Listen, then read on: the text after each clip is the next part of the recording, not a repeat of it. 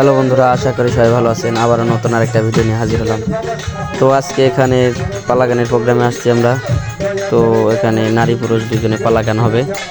তো এই জায়গায় আমরা প্রতি বছরেই আর কি ভাড়াটা মারি। তো এবার ছোট করে দিছে অনুষ্ঠানটা, এই জন্য আমরা সাউন্ড সিস্টেমও কম আনছি এখানে। তো এখানে 2 জোড়া বক্স এবং 2টা মাইক দিয়ে অনুষ্ঠানটা চালাতে আসছি আমরা।